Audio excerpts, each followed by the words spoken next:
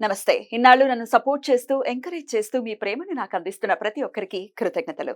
అలాగే ఈ వీడియో కూడా ఖచ్చితంగా మీకు ఉపయోగపడుతుంది. లైక్, షేర్ అండ్ సబ్స్క్రైబ్ చేసి మీ సపోర్ట్‌ని నాకు అందించండి. అలాగే ఈ వీడియో పట్ల మీకున్న అభిప్రాయాన్ని కామెంట్ సెక్షన్‌లో కామెంట్ చేసి తెలియజేయండి.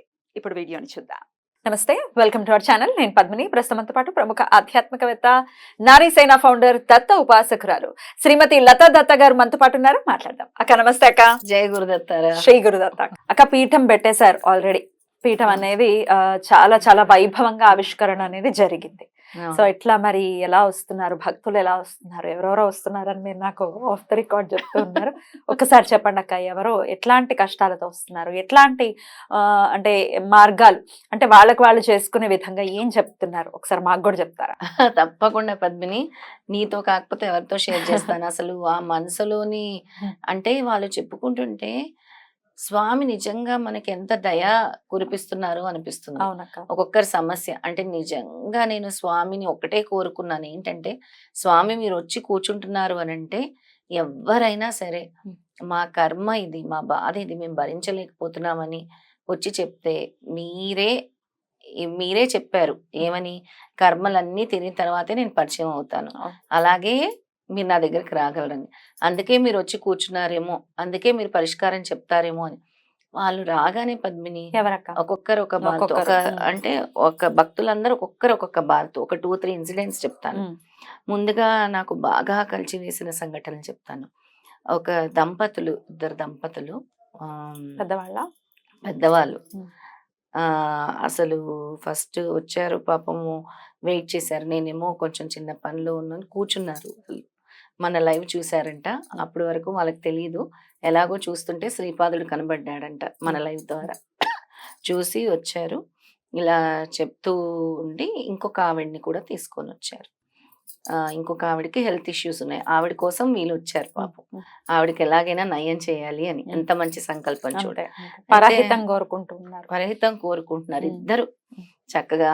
వాళ్ళల్లో నాకు సాత్వికము, ఒకరికి ఆదుకోవాలన్న తాపత్రయము, కరుణ. అసలు ఏంటి వీళ్ళు ఇలా చక్కగా ఉన్నారు అని మాటల్లో, ఏంటమ్మా ఎక్కడ ఉంటారు, ఏం చేస్తారు అని అంటే, ముందు వాళ్ళ అబ్బాయి గురించి చెప్పారు. వాళ్ళ అబ్బాయి ఒక 20 ఏళ్ళు వచ్చిన తర్వాత యాక్సిడెంట్లో చనిపోయాడు నిజాంపేటలోనే. చాలా బాధ అనిపించింది.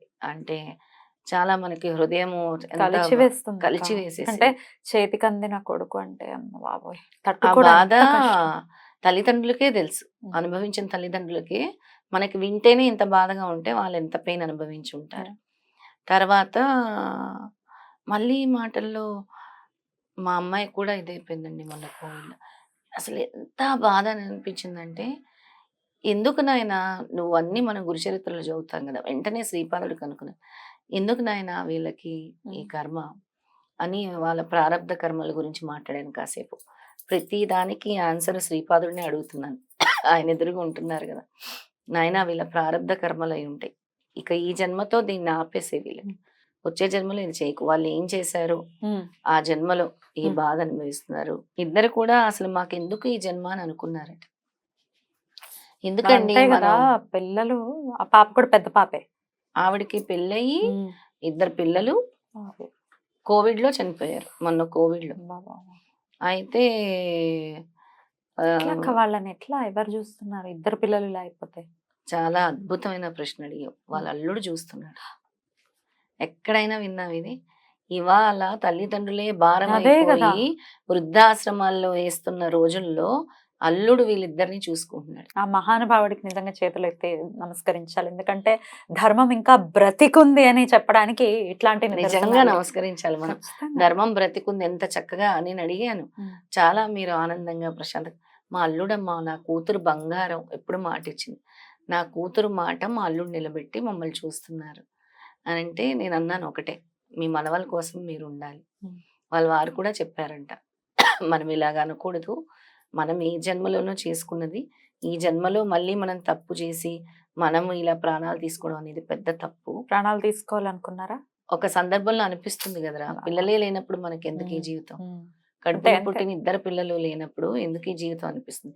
ఎందుకు ఇది చెప్తున్నాను అని అంటే, చాలా మంది ఎన్నో బాధలు ఉన్నాయి అని అనుకుంటారు. ఇలాంటివి విన్నప్పుడు మీ బాధ చాలా చిన్నది అని చిన్నది. గుర్తించండి. వాళ్ళని చూసి ఇన్స్పిరేషన్‌గా తీసుకోండి. వాళ్ళు ఎలా ఉన్నారు? ఇక నుంచి అందరూ బావుండాలని వేరే ఆవిడని, వాళ్ళ ఫ్రెండ్‌ని అక్కడ ఉండే కాలనీలో ఆవిడకి చాలా పెద్ద ఆరోగ్య సమస్య. ఆవిడ ప్రాబ్లమ్ తగ్గించాలని వీళ్ళు చక్కగా తీసుకొనొచ్చారు. బాబా! నిజంగా అంటే ఎంత కష్టం వచ్చినా తట్టుకొని నిలబడ్డారు ఆ వయసులో అంటే కూడా అది చాలా పెద్ద విషయము. పైగా స్వామే ఆయన రూపంలో ఉన్నారు, అల్లుడు రూపంలో ఉన్నారని ఖచ్చితంగా చెప్పుకోవచ్చు. ఖచ్చితంగా అసలు ఎంత మంచి అల్లుడు. ఆదుకుంటున్నారంటే ఇలాంటి అల్లుళ్ళే, ఇలాంటి కోడళ్ళే కావాలి ఎవరికైనా కూడా ఎవరికైనా కదా! కూడా అసలు. హ్మ్. ఇది ఎంత అద్భుతమైన విషయం అంటే మనసుకి చాలా ప్రశాంతంగా అనిపించింది. మా అల్లుడు చూస్తున్నారు అనగానే తల్లిదండ్రుల భారం అయిపోయి వృద్ధాశ్రమాల్లో ఏసే రోజుల్లో ఒక అల్లుడు అడిగాను, అల్లుడు వాళ్ళ అమ్మ నాన్న ఉన్నారు. వాళ్ళని అలాగే చూసుకుంటారు, మమ్మల్ని అలాగే చూసుకుంటారు. అసలు ఒకవేళ కొడుకుకి ఏదైనా అయితే ఆ అత్తమామలు ఆ కోడల్ని ఎలా ఇంట్లో నుంచి గెంటేస్తారు నిర్దాక్షిణ్యంగా. అందులో నిర్దాక్షిణ్యంగా ఎటువంటి గెంటేస్తారు. సందేహం లేదు. ఆ ఆ కోడలికి ఏమైనా ఉందా, ఆస్కారం ఉందా, బ్రతకగలదా, బ్రతకలేదా, ఇవన్నీ ఏమి ఉండవు. కొడుకే ఏముండవు. లేకపోతే ఈవిడ వెళ్ళిపోవాల్సిందే, ఈవిడ పిల్లలు వెళ్ళిపోవాల్సిందే. అంతే. అట్లాంటిది అట్లాంటి పరిస్థితుల్లో ఉన్నాం మనం ఇప్పుడు. అలాంటి పరిస్థితుల్లో ఉన్నాం. అలాంటిదే ఎంతో నాకు అసలు ఈ మాట వినగానే చాలా అంటే శ్రీపాదుడి దగ్గర రకరకాలు వింటున్నాం పద్మిని.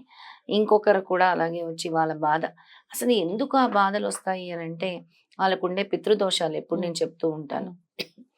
ఆ అమ్మాయికి వచ్చింది. ఆ అమ్మాయి సమస్యలు చెప్పుకుంది.